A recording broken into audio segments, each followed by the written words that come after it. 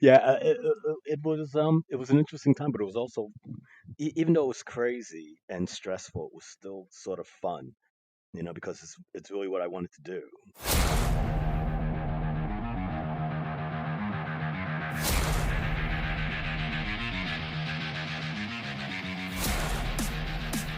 Welcome to Unbuckled Comics. If you're new, welcome. There's a liability form on the back table next to the adult coloring book. At the end, we're going to see which one of you could actually become a professional inker. If you're returning, thank you for your continued support. I am Unbuckled Cape, and today we have another interview with inker Keith Williams. This was a great conversation I had with Mr. Williams, and I really appreciate him coming onto the show. I'm excited for you guys to hear it as we are 1 week closer to the Hershey Comic Con. And speaking of Hershey Comic Con, that is why I'm able to bring you these episodes. We are talking to some of the star-studded guest lineup for this Comic Con. It is being held in Hershey, Pennsylvania. That's right around the Harrisburg area. And it is on June 29th and June 30th. It is a Saturday and Sunday event. There are hotels all over the area. It is actually being held in the Holiday Inn. Holiday Inn? Boy, I better check that. It is actually being held in a hotel in the Hershey area, and tickets are still on sale. You can go get tickets. You can buy tickets at the door too, but I like the pre stuff. The pre-ordering tickets is better. I'm just checking as I'm going here, and yes, it is Holiday Inn. So it is on the 29th and the 30th of June. That's this month, and I think doors open at 10 a.m. and they close at 5 p.m. And, hopefully some of you in the area are interested. And I know some of you are interested and are going to come and hang out and have a lot of fun. I'm going to be there both days, as well as Mr. Keith Williams, who we are going to get to in a minute. But before we head out on patrol, let's gather some intel first. I have social medias. You can find them all on linktree.com/unbuckledcomics. That's linktr.ee/unbuckledcomics. You can find the Facebook, Instagram, X, and pretty soon you will be able to find Discord up there. You will see Patreon up there, but as I mentioned last week, don't sign up for Patreon. It is going away on July 1st. I'm going to cancel it, cancel everyone's memberships, cash out and never show up again. No, I'm kidding. I'm kidding. Um, just, you know, two boys under two, doing a little bit of extra work just isn't working right now. So we're gonna tone it back a bit and just focus on the main shows here at Unbuckled Comics. And yeah, speaking of the main shows, we have the Unbuckled Tournament, and it is the championship of the best Spider-Man villains. We have Venom versus Green Goblin. Venom. Spider-Man rejected the alien. Parker exposed the man. They have combined to make an enemy that Spidey truly fears. Green Goblin. Father of Parker's best friend and killer of his girlfriend. We did have a write-in, and it is coming from Captain Alcatraz. Captain Alcatraz writes in and says, hands down the toughest matchup yet, but I have to go Goblin. Venom may have a hate boner for Parker, but at least they can be reasoned with. But the Goblin is pure insanity, so the stakes are always higher. I see him as Spidey's Joker, and that gives him the edge. And I agree. I think this was the toughest decision to make, but I do believe the Cape Crusaders got it right. They voted Green Goblin 66% over top of Venom's 33%, and it is going to be a Green Goblin case file episode. Uh, it is going to be a little bit until I get to that case file episode, but once I get there, we'll start a new tournament and do the whole thing over again. So be on the lookout later this. Probably late summer, maybe early fall, we will be getting a case file episode on Green Goblin, and that's where I take a really, really deep dive into the character and all, in this case, his insanity. So, congratulations to Green Goblin in becoming the Unbuckled Tournament champion of Best Spider Man Villains. Right, now that that's all wrapped up, let's give it away to myself and Mr. Keith Williams. All right, welcoming to the show with me this week is Inker, who has worked on The Phantom, Superman, Web of Spider-Man, Sensational She-Hulk, uh, Transformers magazine comics, and so much more. Keith Williams. Keith, thank you so much for coming on to the show. How are you doing today? Hi, Logan. Thank you for inviting me. And hi, everybody out there. I'm doing okay. Good. So just real quick in a general sense, how long have you been doing this as a career?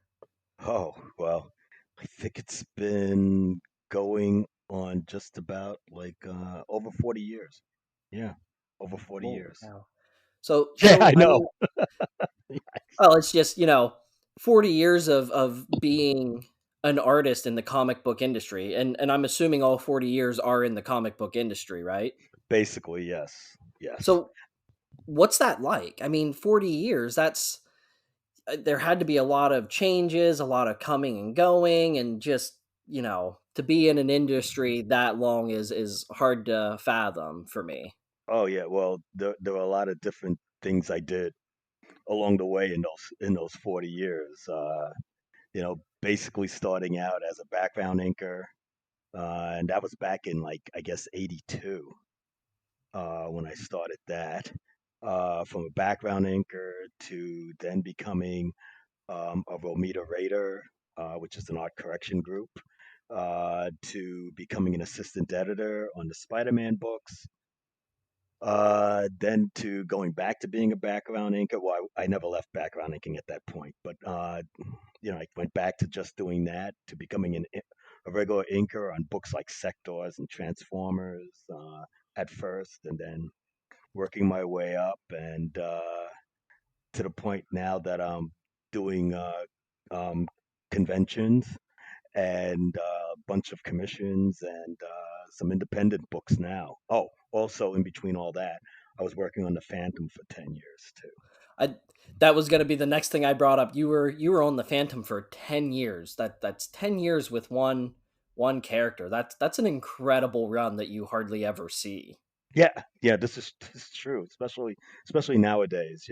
Where artists are looking like they're jumping from book to book or job to job. Yeah, that was a pretty steady gig for me for a long time.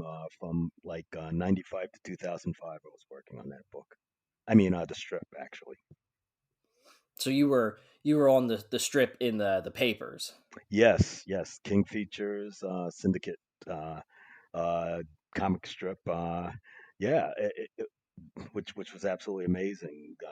And I was also working at the same time that the writer Lee Falk, who created the strip, was still alive at that time. Wow. I mean, that's incredible. Like, how does that come about? Because and I'm gonna jump a little bit ahead here, but you joined Marvel in 1982, correct? Right. Hmm. So to go from working for Marvel to then doing a comic strip, how much different is that? Oh wow, it's totally different. Whereas like with a comic book, you're doing a monthly book, comes out every month. So usually, what an inker would have time wise to get it done would be about a month's time. You try to have, I guess, 3 months of books done before that. So that would be 3 issues of a comic book done before that time, and Sure. to give you enough leadway. Okay, so that doesn't usually happen though. The deadlines they're usually a lot tighter than that. It never works that way. But with a comic strip, it's uh it's every day, every week. I did the dailies. The dailies are strips that go from Monday to Saturday, and then they would have a Sunday strip that was in color that was done by Fred Fredericks. He was the artist at that time. Um, but with comic strips, you have to work on them every single day, and they uh, you have maybe a month or two. You might be ahead that far, but sometimes that doesn't always work either because sometimes things get in the way, or like the story maybe takes a little longer to get done by the penciler, and then I get it, and so like things sometimes get in the way, and it gets a little slow. With me, I was working at Marvel and doing the strip at the same time. So Wow. like I was really busy, but I had to make sure that the strip got done every week so that it could get the King features and they can process it and do whatever else they had to do to it, before it went out, like into the newspapers. It was oh, also, besides inking the newspaper strip, I was also lettering it.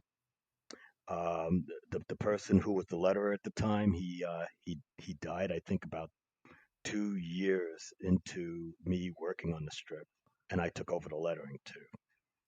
So, so I had that, I, and also I was, like I said, I was still working at Marvel doing comic books here and there at the wow. same time. I hope you had a really comfy desk chair at the time. Basically, no. Not really. I've since have now I do, but at the time, not Wow. as comfortable.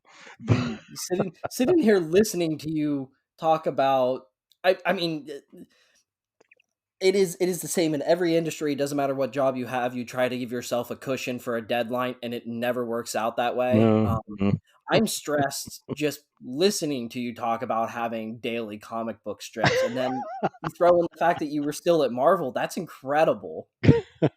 Yeah, it was an interesting time, but it was also, even though it was crazy and stressful, it was still sort of fun, because it's really what I wanted to do, so. Right, right. Yeah, Well, I that's that. just had You to know, sort of like deal with it. And when with in terms of Marvel, I did actually have help doing. I would have people that worked as Romita Raiders at that time help me out with my background inking work. So I was able to do, like the figure work on the characters at Marvel, and then, like while I was doing that, I was also doing the Phantom stuff. And the other difference is that with the Phantom, it's about it could be anywhere from one long panel to maybe two panels to at the most three panels in yeah, right. every day that I do it.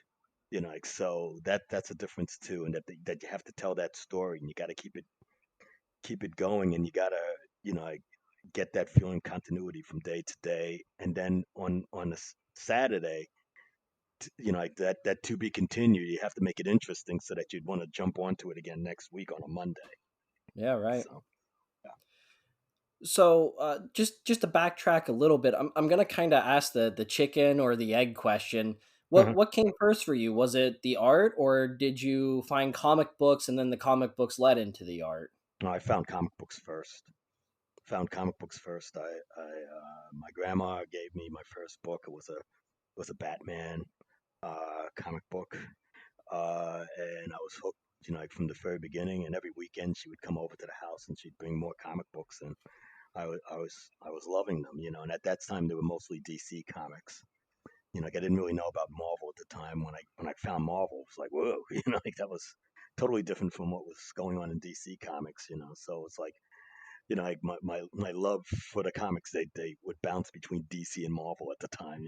It was, but no, no, that was it was the comic books first, and then I just started to, like, try to draw them.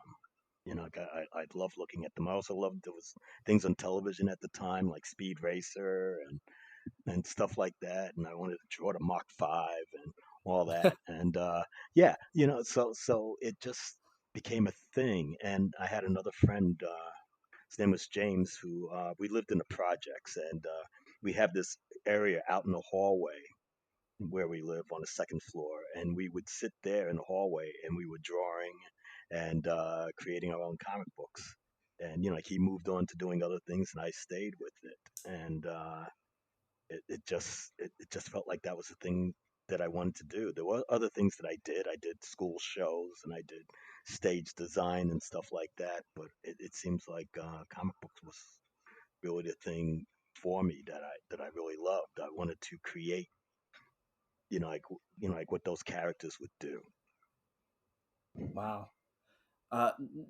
Did you have like a specific artist that influenced your work in the younger years? Oh wow. Phew, good grief. There was a whole bunch of them, like Gil Kane, Carmine Infantino, Dick Giordano, Neil Adams. There were tons of them. Anybody, because I would buy all the comic books. Like at that time, Yeah, there wasn't sure. as many as there are now, and 12 cents sort of went a long way. Yeah. 12 then Yeah. went 15, 25.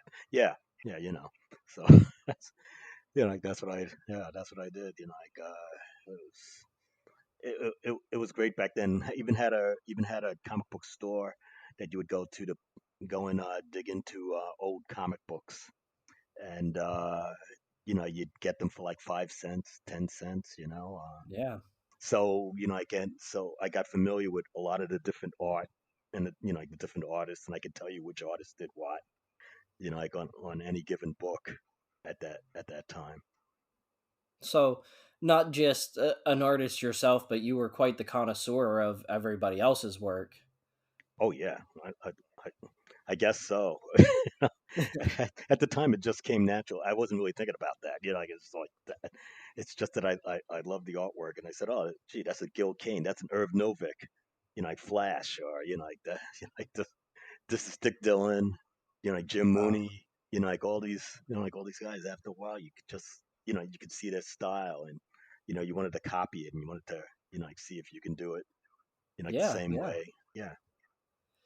And and then here, however many years later, it's still something that you are doing. That's it's incredible to hear stories, whether it's artists or writers or somebody that says I always wanted to be a plumber, and when they were little and they keep that dream and they end up making it a career out of it. It's always something that from the other side, it's always inspiring to hear that stuff sticks and lasts, and um it stuck with you. And then, as I had said before, in 1982, you joined Marvel. And when was the last time you worked for Marvel? Are you still doing stuff for Marvel?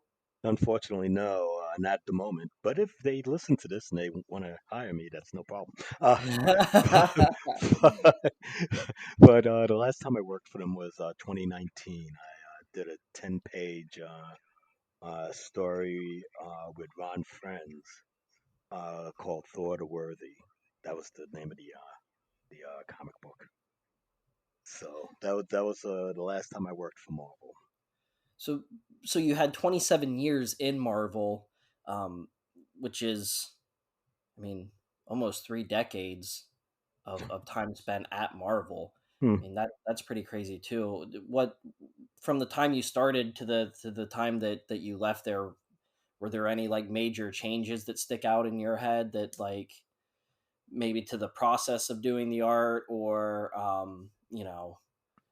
how Well, things were? Go ahead.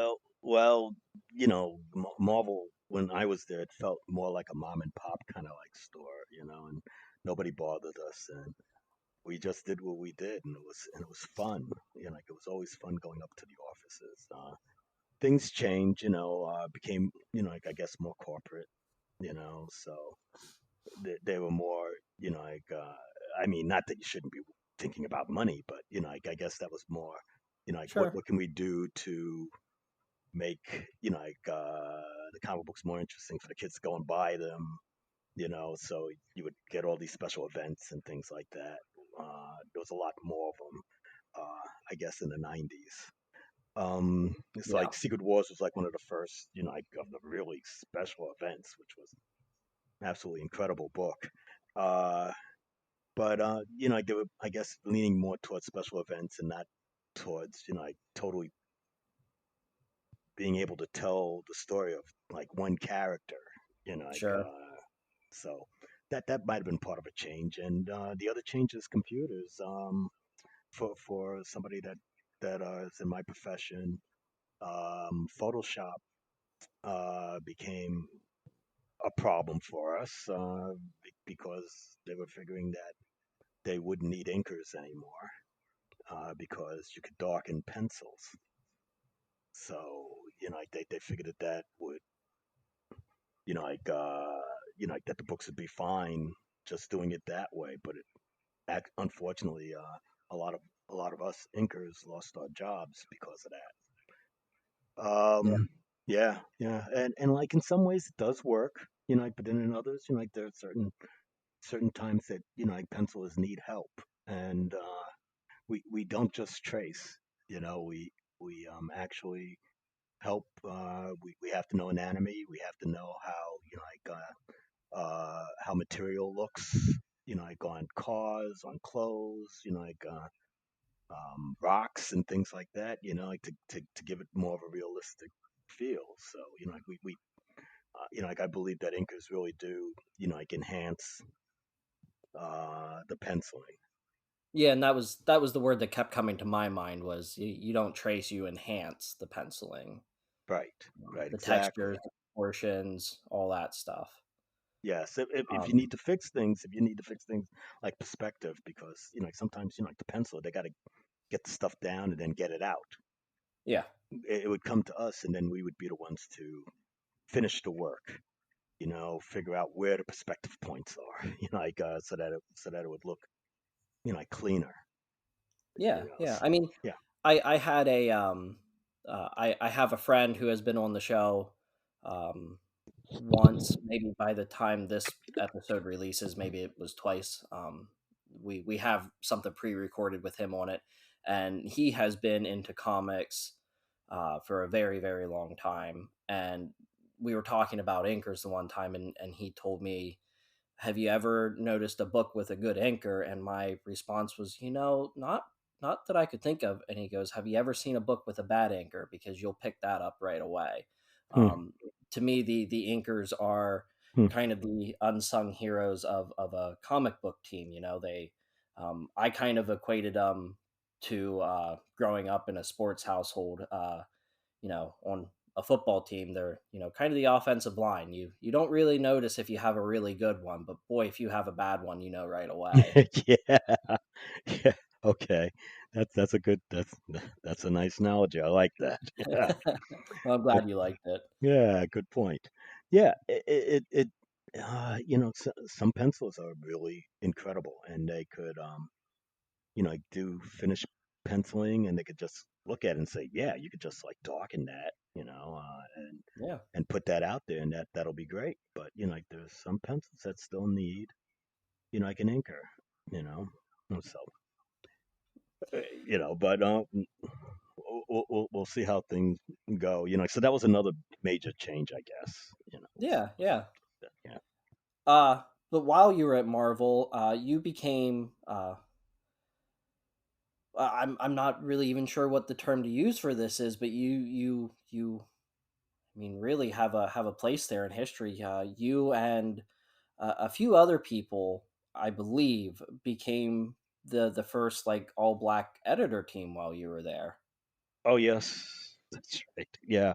Um, that happened while I was a Romita Raider. Uh, yeah. And Jim Owsley, who was at the time the assistant editor to Larry Hama, came over to me and just asked me if I was interested in becoming his assistant editor on the Spider-Man books, and which really floored me. And it's like my hero, the one that I watched on television, the one that like the one where I'm actually working with one of the guys, John Romita, who worked on Spider-Man and stuff like that. Now you want me to actually be a part of his stories? Heck yeah. Absolutely. You know, I mean, yeah. So I did do that, and it was great. It was about 9 months that I was actually an assistant editor on the book, and we were assist. I was also assistant editor on Transformers. We had Transformers also. Oh, cool. The beginning of it, the first batches of issues of that. Uh, which was really cool too. Unfortunately, we didn't get the toys. Which, you know, I was hoping, but it didn't happen. But Uh, yeah, so yes, I believe we were the first black editorial team. If anything, at Marvel. I'm not sure if it's of all, comic books, probably not. But for Marvel, yes, for the big. yeah, I mean, and you mentioned something else in there. Actually, you mentioned it twice already. The Romita Raiders. What's that? Yeah, the Momito Raiders. While I was working as a background inker and dropping off some artwork, I heard that they were putting together this. It's sort of like an intern program where you would get paid, but you'd be working with John Romita uh, doing art corrections. Uh, so when I heard about this, I like immediately went into the office and said that I would like to, like join this group. Like that. This sounds really cool, and I would love to do it. And it was also a way to actually get my foot in even further into the door of Marvel and to work up in the offices at a regular basis Yeah, every sure. day. So they okayed me, and yeah, I was the first person to get onto that team. Had some other people that I know. Second guy, I believe was like Phil Lord, and him and me worked uh, together, like for a while. And Steve Geiger came on, and a bunch of other guys after that. The most of the names they're either like colorists or inkers or artists now. It's absolutely amazing.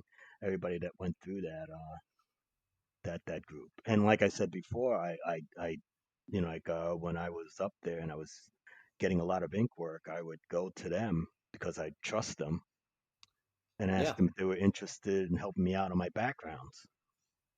So it was really cool that because hopefully I was giving back, like all the stuff that was given to me. So Yeah. yeah, yeah, it's really cool. So while you were, I mean, not specific to Marvel, just throughout your career, how much influence does like a writer have on what you do? Or does it like go through the processes without anyone else touching it? Does like the writer come up with a story and then pencil it and it goes to you and then the colorist and like there's no intermingling, or is there a lot of collaboration? How does that all work? Well, I guess like it's the editor and the writer, figuring out what the plot's going to be and what's going to be going on for like who knows the next couple of months in a Marvel story. Uh, then the writer would write it, the editor would okay it. Uh, then it would go to the artist, and the artist and the writer, I guess, would have a bigger collaboration sometimes uh, between each other and figure out how the story would go and how the pacing would go. Artists would probably do thumbnails and send it to the editor, let them take a look at that to make sure that the story's flowing the right way.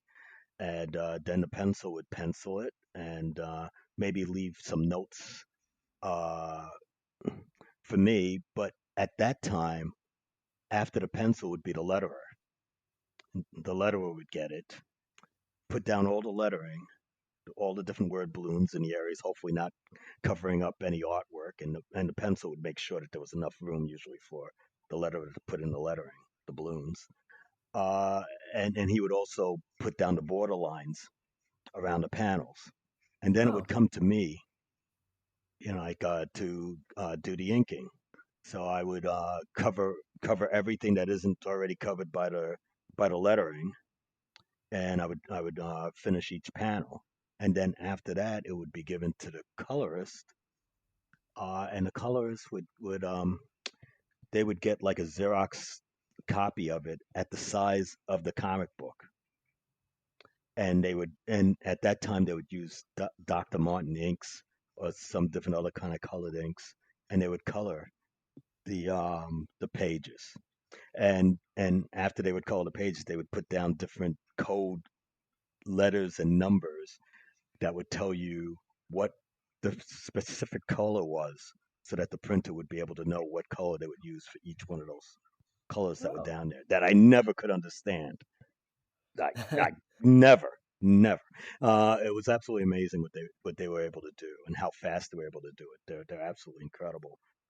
And that would be it, I think. Then after that, the editor looks at the whole thing. We put it together, because the stuff that actually that I like had to like help with mhm. when I was an assistant editor. Like and put everything together and then send it out to the It's printers. funny. I right before you jumped on here with me, I was reading a comic book, and you sit there and read them, and you have no idea how many steps there really are in the process of making one of Hmm. these. Hmm.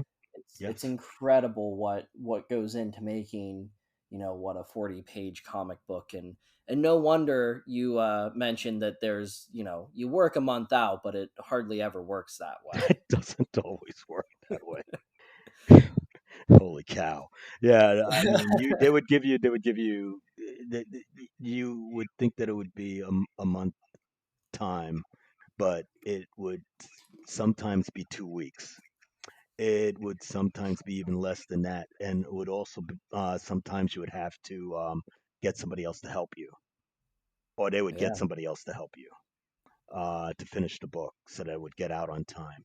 And if it was really late, uh, sometimes there would be a story that was already done that would be in the drawer for the dreaded deadline doom. And you would use that. You'd pull that one out and you'd just throw that in there. Kind of Like like a it may not, filler. yeah, it may not have, like any kind of connection to what the story is that's happening, but at least it's a story that, like it keeps, like the book Yeah, sure. being published. Yeah, Yeah, it's consistency of content that makes all the sense in the world. exactly. I mean, even doing podcasts, I have a couple of those that I always just keep in the Uh, back in case something happens, I can throw one out. Yeah, it makes all there the you sense. go. That part makes sense to me. The whole art process is the part that goes a little bit over my head. But is the deadlines the most challenging part of your job? uh, yeah, especially if you're working on like other things at the same time, you gotta make sure you devote yourself to the one that's needed the most at that point, Yeah, and yeah, the deadlines they could really crush you sometimes, but that's when you hopefully ask for help, and if it really gets to be too bad, and like other people would be definitely willing to help, finish book, but you yeah, would rather have it be all done by one person. This way, it doesn't snap you out of, like when you're reading it, and you say, "Hey, that looks different now." Like that looks weird. Like it's a different artist or a different inker or something like that happened. yeah, So that takes you out of the story and everything. So yeah, you don't sure. really want that to happen. Can you think of a specific, like maybe book or something that you were working on that like stands out in your career as like, wow, that was a really difficult thing to do? Uh, Good grief. What's what can I It's okay if nothing stands out. It just it's like it's like not that it was like a regular thing, but it's it's like like after a while you kind of like there's always difficult times. sure, There's sure. always like there's always times when it's a little stressful. You want to try and make sure you get the book done. Like I can't really Well, put that's my okay finger because on just one. my that's okay because my follow up question is better. My follow up was, is there a title or story that you cherish working on? Is there something in your mind that you did that you think back on that is like your fond memory of Wow. your career? Well, there were a few Web of Spider-Mans that I did that I really, really, like really loved, that I did. Working on She-Hulk.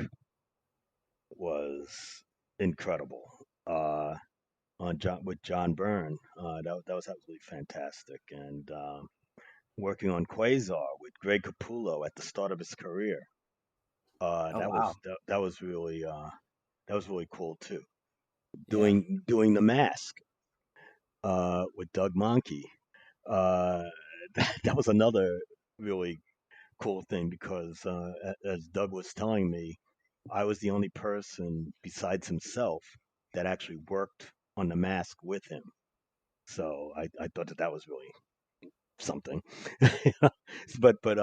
Yeah, I loved his artwork. I loved all the people's artwork that I that worked over. I think like I was always learning something new with every person that I inked over. Yeah, sure. Yeah, and that I mean, we didn't even mention Quasar, which I didn't realize that the one that you worked on was where Greg Capullo came in. Oh Didn't yeah. even mention The Mask, which is something that I haven't read, but I've been meaning to get a hold of to read. Oh, it's insane. Well, yeah, that's why. Yeah, uh, pick up the omnibus. You'll have fun. I'll have to make a note of that too. I'll write it down as a suggestion from Keith Williams that I need a review of The Mask. There you go. Um, Now, one of my other questions to kind of go along with that, what has been the most rewarding part of your 40-year career in comics? Oh gosh, um, meeting everybody that I've read when I was a kid, and actually being there and talking to these people as regular people. Uh, like I still geek out, like on some artists, but to be like able to go up to the company and say to myself, I work here. Yeah, That's mind blowing. It still is that I've worked at these different companies and worked on characters that some of the characters that I read when I was a kid. It's like that a dream. It was a dream come true. Still that's is. awesome. Still That is. that's really really cool. Do you still read comics? Not as much as I'd like. I don't. It's kind of weird. I kind of don't have the time Yeah, sure. for it. But I would love to. you know, uh, like every once in a while, I would see some excerpts of a comic book story on Facebook or something like that, and I go, "Wow, what the, what the heck was that?" Yeah, It's like, what did I miss? So it's like sometimes I feel like that. I haven't actually been to a comic book store in a little while, but I'd I like to do that though. yeah, I'm always kind of curious about once someone gets into an industry that kind of fueled the passion, how that changes after you've been in it for so long. You go from reading a bunch to now you're writing a bunch and reading next to none, or in your case, drawing a bunch, pardon me, and then, not getting time to read as much. But so the Yeah, desire to read is still there, though. it is. It is. Like but I think I have every once in a while picked up like the trade paperbacks, so that I Yeah, get like basically more like the whole story than sure. just like trying to find individual like issues of books. I mean, I like I loved reading Immortal Hulk. That was like really cool, like and to get to read it in a batch. I can that was really great. So yeah, if I do get a chance, it would most likely be to like pick up a trade paperback here and there and try and catch up Sure. that way with some of the characters. Yeah. Yeah, Yeah, it's convenient. it is. It really is. It's, Um yeah. I think it actually costs less than than buying them separately.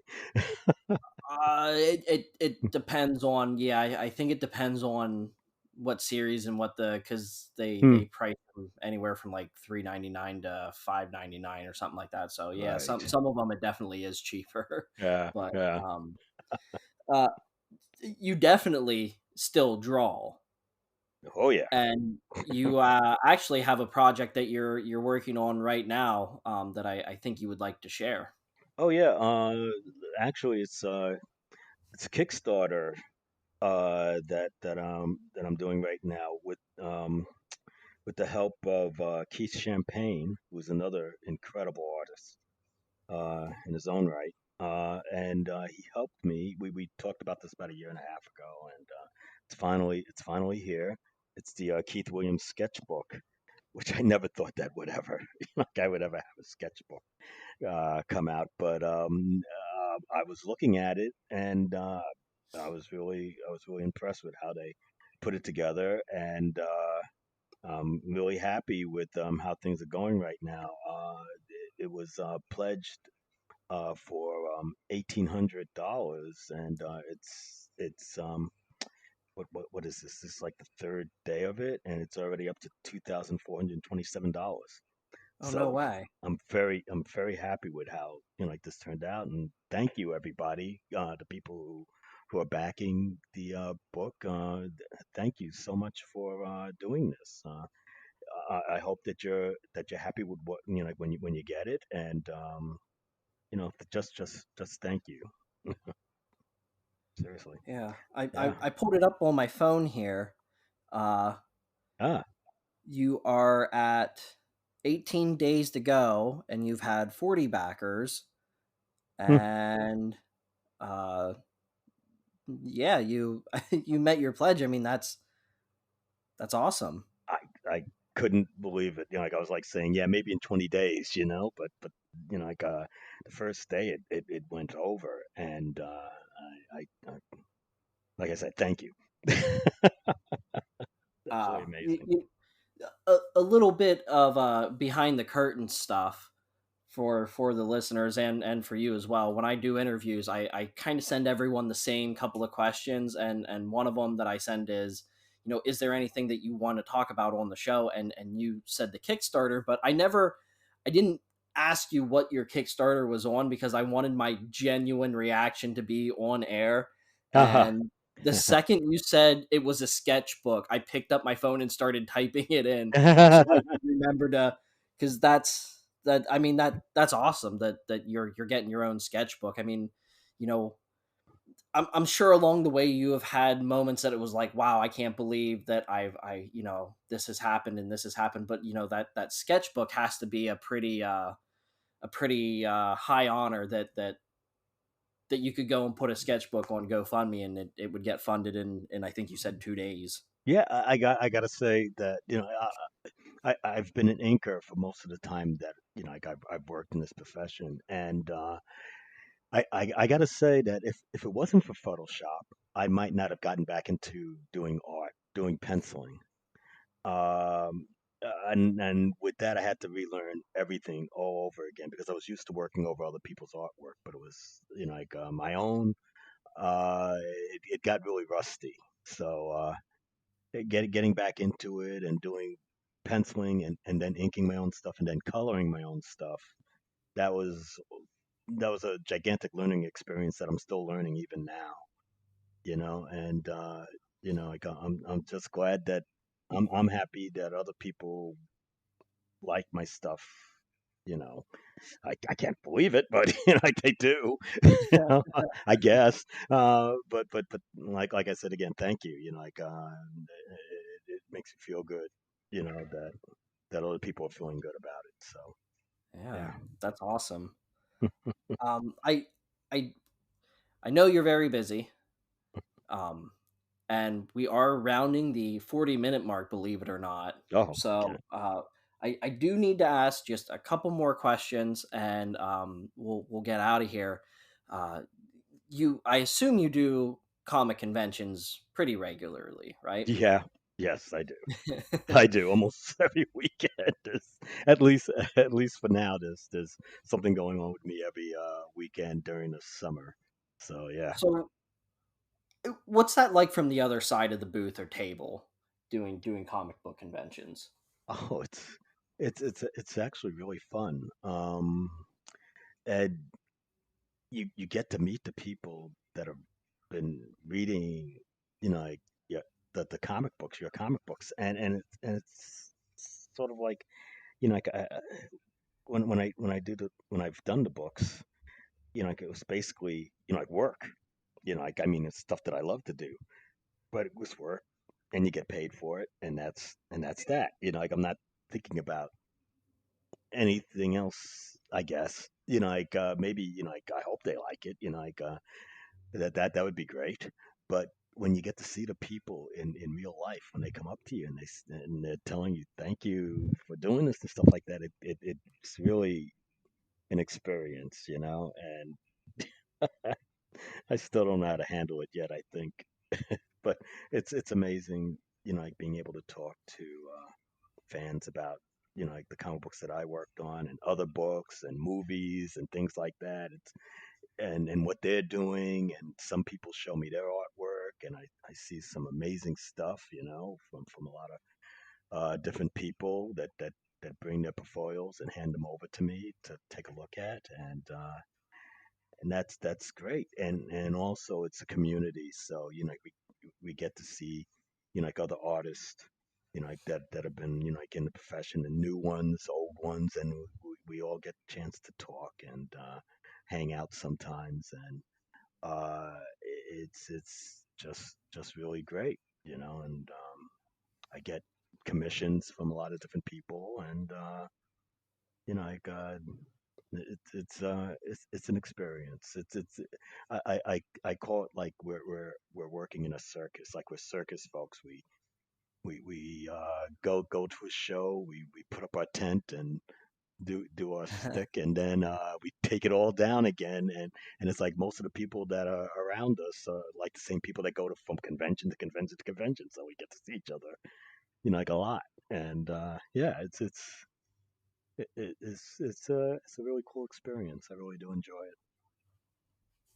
Well, you and I are going to be at the same convention here coming up at the end of June, Oh yeah. the Hershey Comic Con. It is June Yeah, 29th and that's June right. 30th. Um, Yes. have you been to the Hershey Comic Con before? This will be my first time. Is it? Yes. Cool. Yes.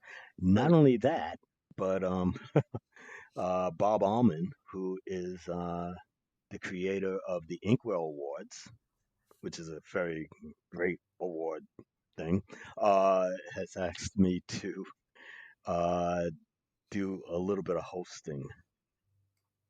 Heaven yeah, help I me.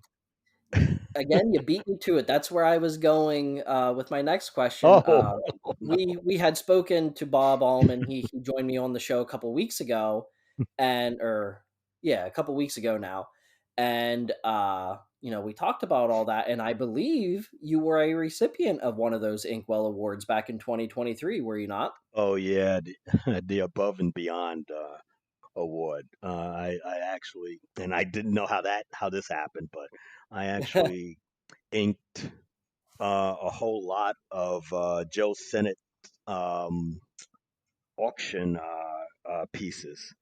I seem to have done the most. I don't know how that happened. There's so many other inkers out there and incredible stuff, you know. So yeah, yeah. So I got that award, which was very nice, and never actually got an award before, so it was really nice. Oh wow! And he gives you a word, and then he turns around and asks you to host. Yeah, No, that's right. I'm joking. I'm joking. Yeah, yeah. Well, I don't know how that's gonna turn out. He might regret this, so we'll see how it goes. No, no, I doubt it. Um, I I'm excited for it. I did not know that he had asked you to do some hosting, but that makes me a little more excited if it makes you feel better, or maybe it just puts more pressure on you. I don't know which one. Oh, I'm doomed.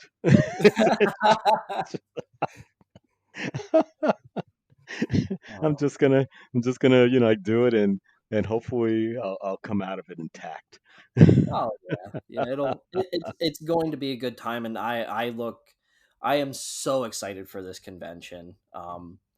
I've been to I've been to the New York Comic Con. I was there back in, I think, Mm, 2019, and I think I am just as, if not more, excited to go to this one than I was that. I'm just, wow. getting to talk to Bob and yourself, and we got another couple of guests lined up here before the show gets underway, and a couple Mm, at the show, and just um, I Joe Figured is the head man for this, and I Joe. he's a great guy. Um, Yes, he is.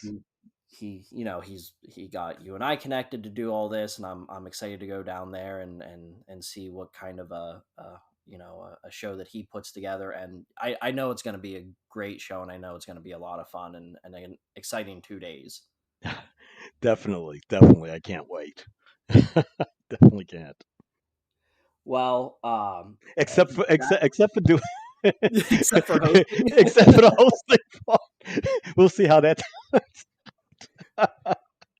Well, I think it's in a banquet hall, so there might you might be able to have a little bit of liquid encouragement to go along with it. So Oh, geez, I don't drink, so I told you I'm doomed. uh, we'll just make sure we have really big cue cards for you up front Thank then. you. I'll go No, along with that. Thank you. uh, Hmm. anyway, I don't want to take up any more of your time. This has been great. Thank you so much for coming on, and I cannot wait to get to actually see you at the end of June and enjoy a convention with you. Well, great. Look, thank you so much for inviting me on the show. No problem. And until next time, guys, get out there and save the world, you bunch of heroes.